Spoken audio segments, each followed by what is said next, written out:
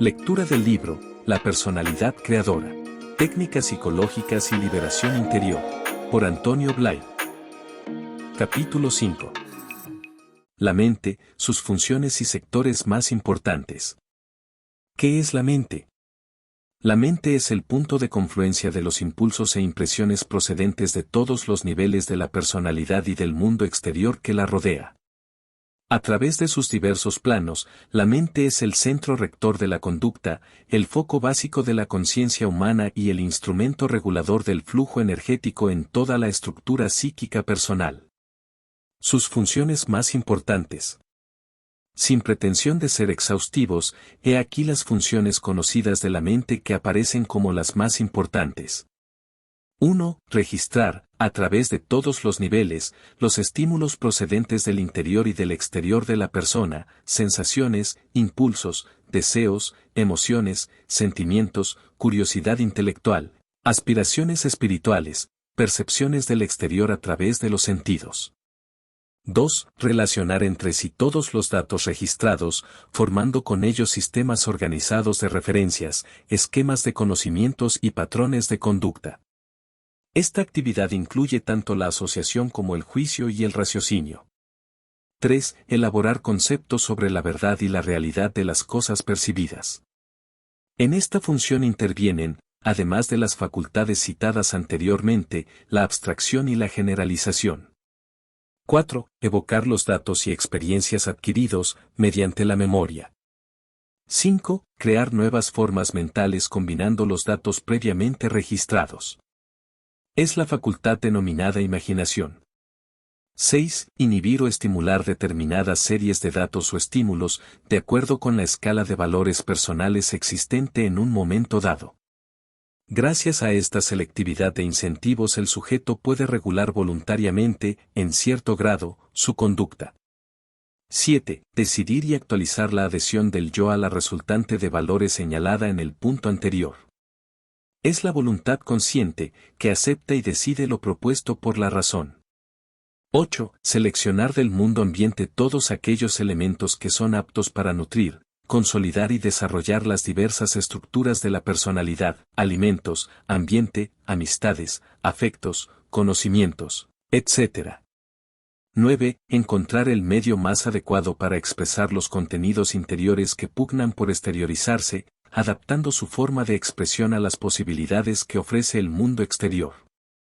10. Buscar la forma más conveniente y más cómoda de satisfacer las exigencias que el ambiente le impone para aceptarlo y protegerlo, modo de conducirse, productividad, colaboración, etc. 11. Mantener el equilibrio dentro de sí mismo entre los deseos y exigencias contrapuestos o divergentes de niveles diferentes, gusto y deber, hostilidad y afecto, exigencias biológicas y exigencias espirituales, etc. 12. Mantener el equilibrio entre las necesidades interiores de la personalidad y las exigencias del mundo exterior. Por ejemplo, en el nivel biológico, equilibrio entre la temperatura ambiente y la del cuerpo, abrigándose cuando hace frío, etc. En el nivel afectivo, equilibrio entre la autoestimación y la aceptación de sí mismo por los demás. En el nivel mental, equilibrio entre los propios conocimientos y el nivel intelectual exigido por el estrato social en que se desenvuelve.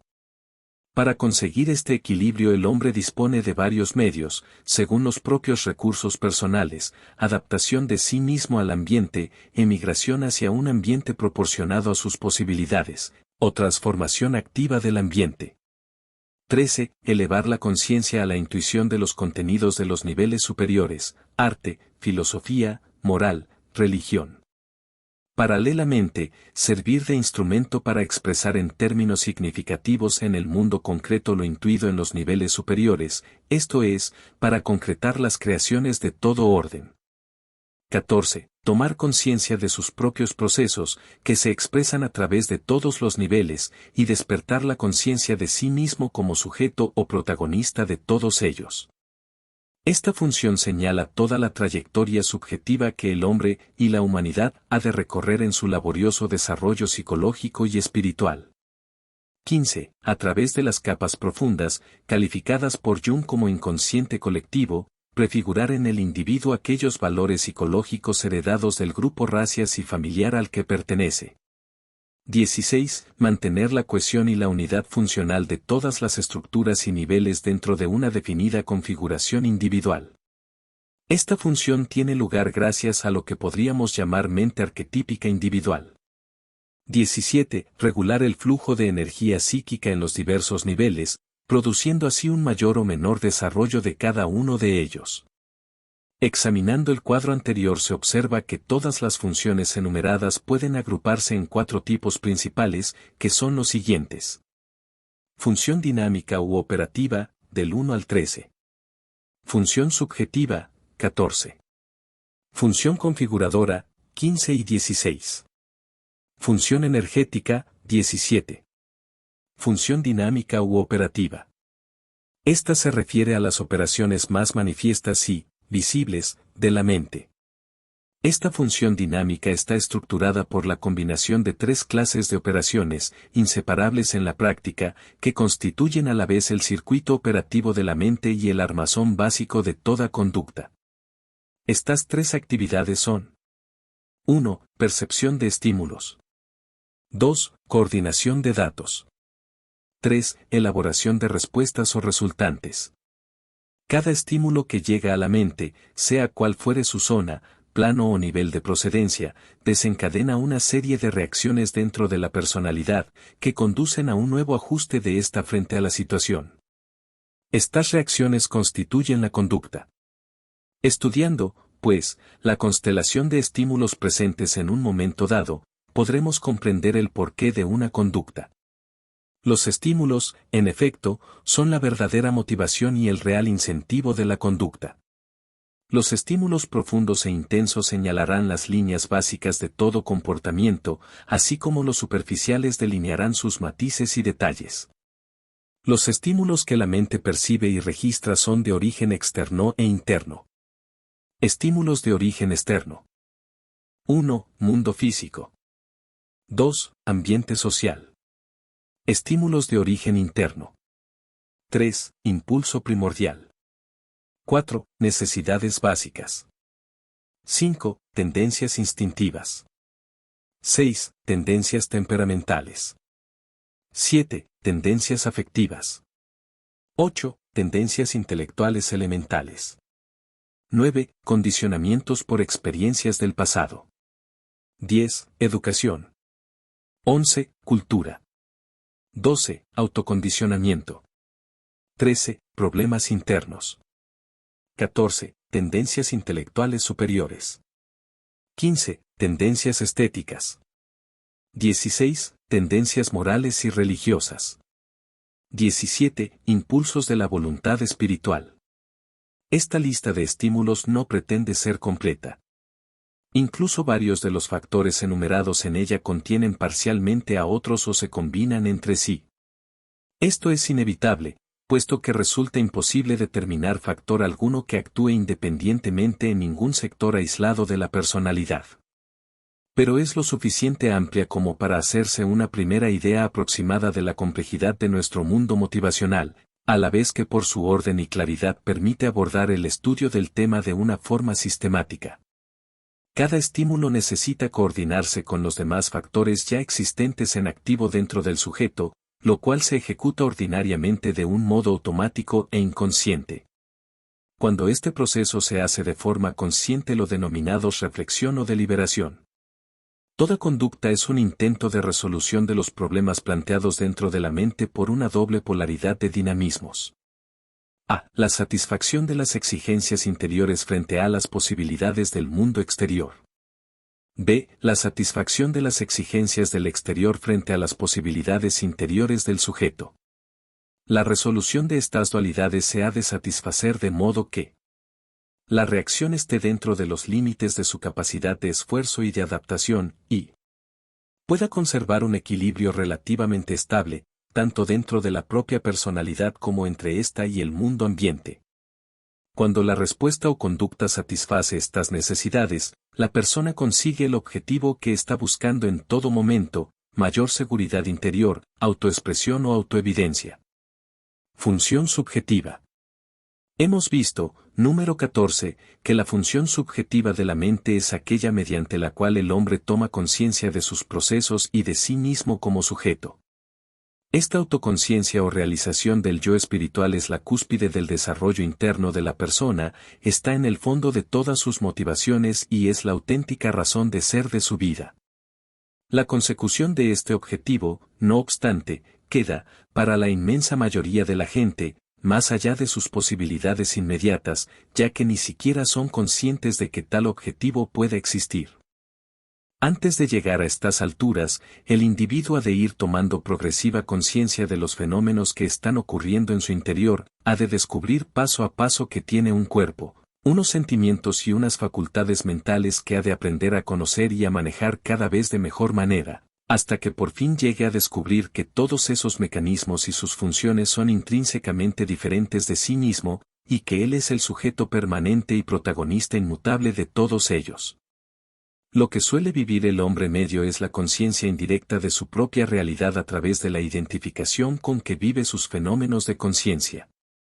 Lo que comúnmente considera el hombre como conciencia de sí mismo, en efecto, no es más que la identificación mental de su yo con un determinado estado o contenido de la conciencia, idea, emoción, impulso, etc., desde el cual contempla otro estado o fenómeno de conciencia en sí mismo. El hombre vive su yo a veces como si fuera una sensación, a veces como un sentimiento y a veces como una idea. Pero, además, esta sensación, sentimiento e idea no son siempre las mismas. Varían considerablemente a través del tiempo y también según las circunstancias particulares de cada momento. Este cambio escapa casi siempre a la percepción de la mayoría de las personas, quienes creen ingenuamente que su conciencia de sí mismos es siempre la misma. En el trabajo, por ejemplo, el jefe vivirá su yo como si fuera autoridad y responsabilidad, y todas las reacciones obedecerán a esta perspectiva. En la iglesia, en cambio, la misma persona se vivirá a sí misma probablemente como aspiración y sumisión, y las actitudes que adoptará de modo espontáneo serán las correspondientes a dichos sentimientos. Aunque en toda identificación hay implícita la noción de realidad del propio sujeto, realidad que afirmamos al decir yo, existe al mismo tiempo un elemento que no es el yo, pero que se toma como si realmente lo fuera, ya que uno se apoya en él para valorar en aquel momento todo lo demás. Si el hombre pudiera darse cuenta de un modo inmediato, efectivo y permanente de que sus ideas, afectos, etc., son del yo, pero no son el yo en sí mismo, habría descubierto el secreto del dominio perfecto de sí mismo. Pero esto corresponde ya al desarrollo superior de la personalidad. La conciencia de sí mismo a través de los propios actos puede funcionar de diversos modos que, a su vez, ejercen gran influencia en las motivaciones de la conducta. Y dado que, además, estos varios modos son influibles por nuestra voluntad, el tema es doblemente útil e interesante. La mente consciente puede funcionar, entre otras, de las formas siguientes. Con amplitud o estrechez. De forma superficial o profunda. Con diversa intensidad de atención. La amplitud de la mente produce los siguientes resultados: mayor capacidad de selección por ser consciente de mayor número de estímulos, menos fatiga por ausencia de tensión, mayor capacidad de comprensión y asimilación, mayor flexibilidad y adaptabilidad, mayor facilidad para percibir y concebir ideas de conjunto y automática capacidad de síntesis. La estrechez mental, en cambio, produce limitación en la percepción de estímulos y unilateralidad en las reacciones, rigidez, tensión, fatiga, etc. Lo ideal es tener habitualmente la actitud amplia pero con la capacidad plenamente regulada a voluntad, de estrechar el campo mental en los momentos en que conviene centrarse por entero sobre un campo limitado, una idea, una labor, etc., pudiendo excluir durante este tiempo la percepción de todo otro estímulo. La mente abierta al exterior desde un plano profundo produce unas reacciones mucho más sinceras, auténticas y vigorosas. La actitud superficial, como es lógico, hará que las reacciones sean inestables, probablemente falseadas e inconsistentes. En cuanto al factor atención, bastará decir aquí que, a medida que aumenta su intensidad, especialmente cuando se consigue asociar con una actitud mental abierta, produce, entre otros, los siguientes resultados: Aumenta la capacidad receptiva, mejora la capacidad de fijación de las percepciones, dispone con mayor facilidad de todos los datos que tiene a su disposición, facilita la visión inmediata de la esencia de los problemas y, en suma, aumenta la capacidad de rendimiento de todas las facultades mentales en general. Función configuradora. En principio, se puede distinguir la función configuradora de las estructuras, aisladas y en conjunto, de la función configuradora de las actitudes y de la conducta. Aunque ambas funciones operan desde los sectores inconscientes de la mente. La primera es la que tiene lugar gracias a los elementos señalados en los números 15 y 16. Gracias a ella el individuo conserva su unidad dentro de su complejidad, como igualmente la conserva en cierto modo cada raza, nación y grupo familiar. Y esta acción configuradora la podemos ver presente en los países en los que hay grupos raciales mezclados y donde cada grupo conserva sus rasgos propios, haciendo que la asimilación e integración mutua se hagan con mucha lentitud y dificultad. La configuración de la actitud y de la conducta la veremos con cierto detalle al estudiar en próximos capítulos los condicionamientos mentales producidos por las experiencias, la formación del yo-idea y las técnicas de autocondicionamiento. Función energética. ¿Es esta una función mental aún solo parcialmente conocida por los psicólogos de Occidente y también, por lo tanto, aún poco aprovechada?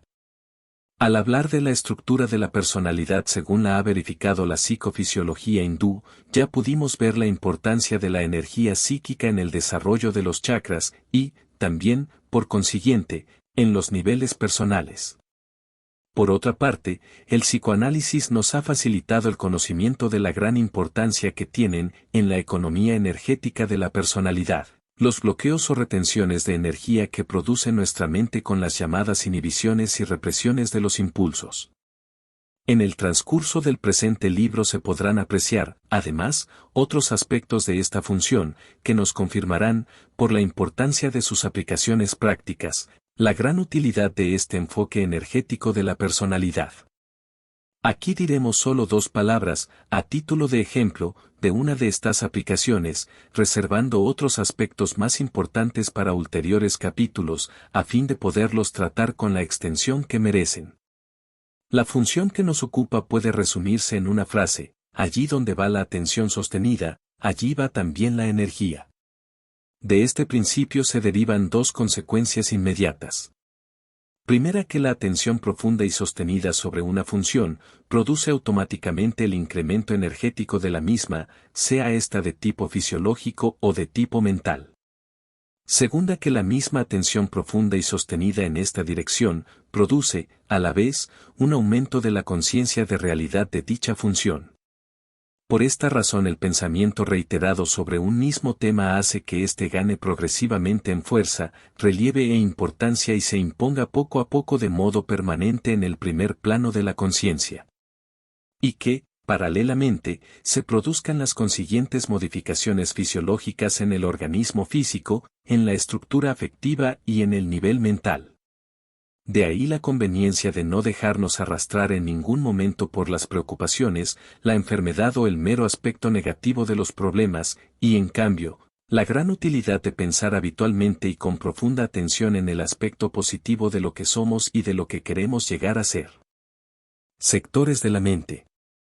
Siendo la mente el punto de confluencia de las impresiones procedentes de todos los niveles de la personalidad, así como el centro rector de la conducta en todos sus aspectos, es evidente que ha de estar conectada, en sus diversos planos de profundidad, con todos y cada uno de los niveles ejerciendo una función específica respecto a cada uno de ellos. La primera división de los sectores de la mente que se impone a nuestra observación es, pues, la de tipo vertical. Así, podemos distinguir los siguientes sectores mentales. 1. Sector mental de lo físico o mente física. 2. Sector mental de lo instintivo vital o mente instintivo vital. 3. Sector mental dedo afectivo o mente afectiva. 4. Sector propiamente mental o mente racional. 5. Sector de la mente superior o mente intuitiva. 6. Sector afectivo espiritual, ético y estético o mente afectiva espiritual, ética y estética. 7. Sector volitivo espiritual o mente volitiva espiritual. Otra división natural que podemos hacer de la mente es la de tipo horizontal.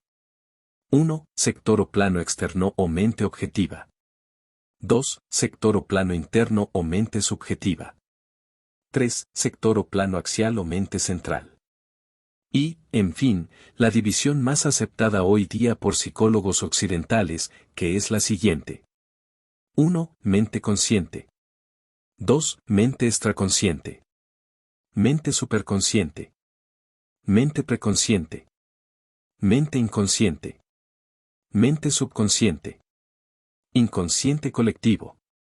Con esto queda expuesto el esquema introductorio sobre la mente que hemos creído útil dar en esta fase del estudio, a fin de que el lector pueda seguir con mayor aprovechamiento los temas que van a seguir.